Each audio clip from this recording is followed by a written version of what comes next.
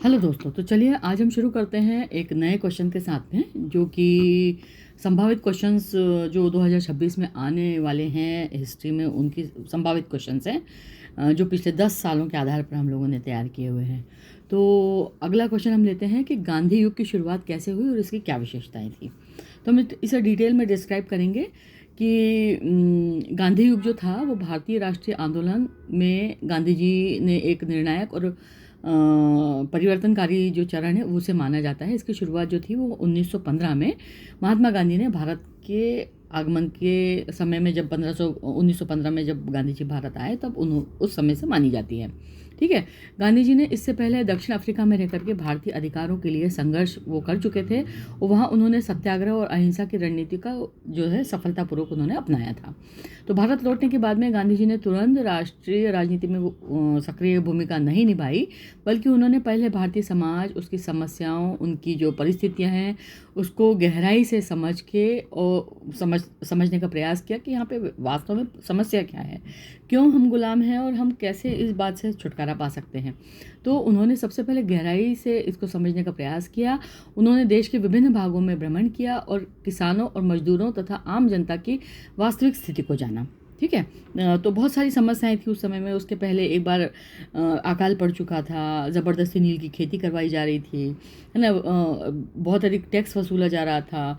जो भारतीय रियासतें थी उनको अलग अलग तरीके के उनके ऊपर सैंक्शंस लगा करके उनको दबाया जा रहा था। किसी की अगर संतान नहीं है या उसने दत्तक पुत्र लिया हुआ है तो उसको मान्यता नहीं दी जा रही थी। तो इस तरीके की बहुत सारी चीज़ें उस समय में अंग्रेज़ जो थे कर रहे थे। कूटनीति का सहारा ले रहे थे, हड़प नीति कर रहे थे, अत्याचार कर रहे थे, जनता से मतलब टैक्स वसूल रहे थे। बहुत अत्यधिक तरीके से वो जनता का शोषण करके किस एन केन प्रकारेण यहाँ का धन जो था वो विदेश ले जाने का प्रयास वो कर रहे थे। और हमारे यहाँ की जनता चूँकि उस समय में पढ़ी लिखी कम थी, उतना कोई नेतृत्व का अभाव था, उनमें नए विचारों के प्रति सजगता नहीं थी। इस वजह से बहुत सारी समस्याएं भारतीय समाज में उनको देखने को मिली। तो इससे क्या हुआ कि वास्तविक स्थिति को उन्होंने जाना। यह उनकी रणनीति का महत्वपूर्ण हिस्सा था, क्योंकि वे किसी भी आंदोलन को शुरू करने से पहले भारतीय जनता के साथ में सीधा संपर्क स्थापित करना चाहते थे। गांधी जी की वास्तविक जो शुरुआत है उसके प्रारंभिक आंदोलनों से होती है, जिसमें चंपारण आंदोलन उन्होंने शुरू किया था सन 1917 में। ठीक है। और खेड़ा में उन्होंने एक आंदोलन शुरू किया था जो कि 1918 में किया था। अहमदाबाद मिल के मजदूरों का ये आंदोलन था, जो कि प्रमुख रूप से मिल मजदूरों के लिए उन्होंने किया था।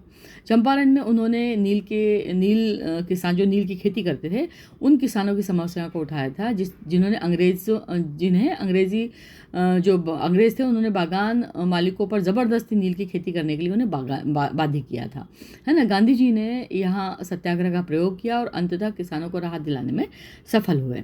ठीक है। खेड़ा आंदोलन क्या था? तो खेड़ा आंदोलन में उन्होंने किसानों के लिए जो कर्ज थे उसकी माफ़ी की मांग की थी, क्योंकि उस समय में फसल खराब होने के बावजूद किसानों से ज़बरदस्ती जो है कर वसूला जा रहा था। ठीक है। और कर वसूला जा रहा था और इसके अलावा किसानों को मतलब बहुत तरीके से प्रताड़ित किया जा रहा था। ठीक है।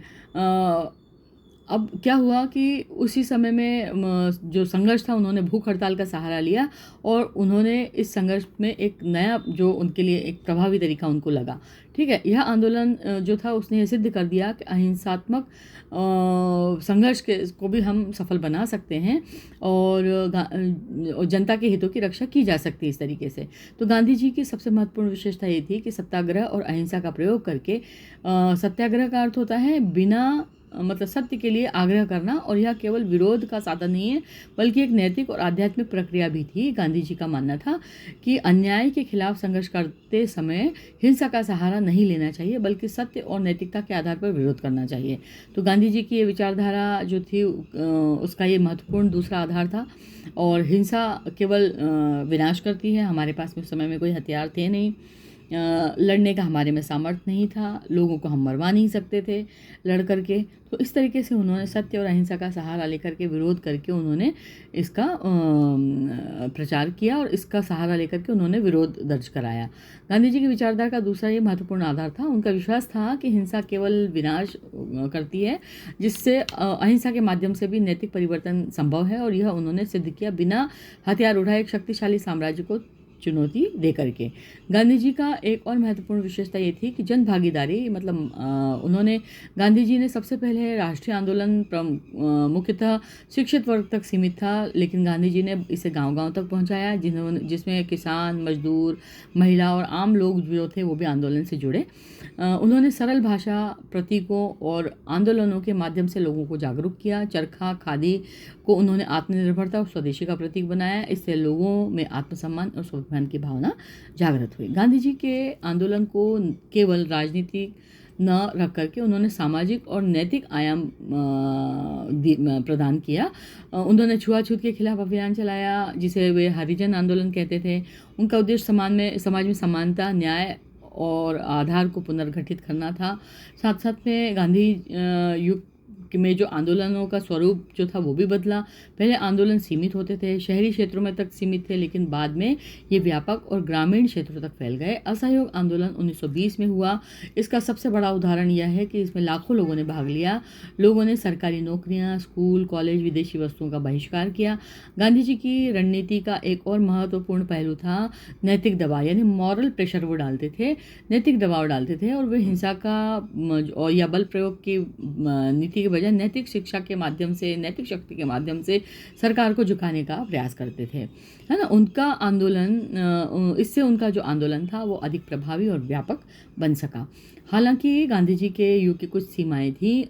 कई बार आंदोलन को उन्होंने अचानक वापस ले लिया था, जैसे चौरा चौरी की जो घटना थी, चौरी चौरा की जो घटना थी, उसके बाद असहयोग आंदोलन को उन्होंने अचानक रोक दिया। ठीक है, इससे कुछ लोगों में निराशा उत्पन्न हुई, और फिर गांधी युग का महत्व इस बात में भी है कि इसने भारतीय स्वतंत्रता आंदोलन को एक नई दिशा दी, नई ऊर्जा, नया स्वरूप दिया। इससे आंदोलन को जन आंदोलन के रूप में परिवर्तित किया गया और स्वतंत्रता का एक राष्ट्रीय लक्ष्य इसे बना दिया गया। तो इसे हम निष्कर्ष ये निकाल सकते हैं कि गांधी युग केवल स्वतंत्रता संग्राम का वह चरण है जिसमें आंदोलन को व्यापक जन समर्थन मिला, अहिंसा और सत्याग्रह को प्रभावी हथियार बनाया गया, और स्वतंत्रता की जो लड़ाई थी उसे एक आंदोलन, मतलब राष्ट्रीय आंदोलन का स्वरूप मिला। तो इस तरीके से हम गांधी जी का जो युग है, गांधी युग है, उसकी शुरुआत कैसे हुई और इसकी विशेषताएं क्या थी। तो 1915 से इसकी शुरुआत हुई और इसकी विशेषताओं पे हमने बात की। हमने नील की खेती के बारे में बात की, हम लोगों ने मिल मजदूरों को अहमदाबाद में जो वो था उसकी बात की, हमने नमक आंदोलन की बात की, हमने 1920 का जो आंदोलन हुआ, असहयोग आंदोलन, उसकी बात की।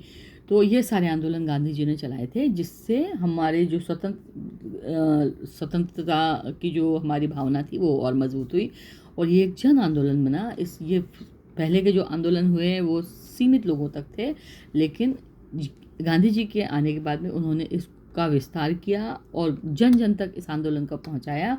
इसमें सभी वर्ग के लोग जो थे वो उनको जोड़ने का प्रयास किया, मतलब यंग, अगर हम जनरेशन की बात करते हैं तो वो जुड़ा, बूढ़ा एल्डरली लोग जो थे वो जुड़े, महिलाएं जुड़ी, है ना, बच्चे से लेकर बूढ़े तक, और साथ साथ में जो समाज हमारा बटा हुआ था उसको भी हम लोगों ने पास लाने का प्रयास किया, और वो लोग भी जो थे जिनको हरिजन कहा जाता था वो भी इस आंदोलन से एसोसिएट हो सके। तो इस तरीके से समाज को जोड़ने का उन्होंने प्रयास किया और इस आंदोलन को प्रभावी बनाया।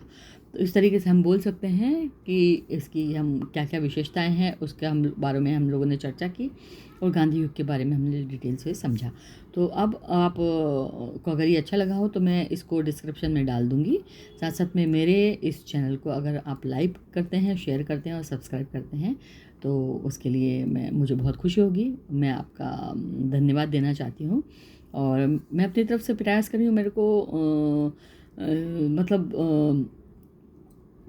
इतिहास को बस मेरी तरफ से आपसे यही सजेशन है कि आप इतिहास को स्टोरी की तरह पढ़िए। इसकी डेट्स याद रखिए और इसे स्टोरी की तरह अगर आप पढ़ेंगे तो आपको ये सब्जेक्ट जो है वो बहुत अच्छा लगेगा। अभी हम लोग जो बात कर रहे हैं वो हम लोगों ने प्राचीन वैदिक युग की बात की, उसके पहले हम लोगों ने सिंधु घाटी सभ्यता की बात की और अब हम बात कर मध्य युग की भी बात की और हम लोग अब बात कर रहे हैं गांधी एरा की, मतलब जो पुनर्जागरण आंदोलन था उसकी बात कर रहे हैं। तो चलिए इसी सीरीज़ में अगले प्रश्न की तरफ बढ़ते हैं। आप मेरे चैनल को लाइक, शेयर और सब्सक्राइब कीजिएगा। धन्यवाद।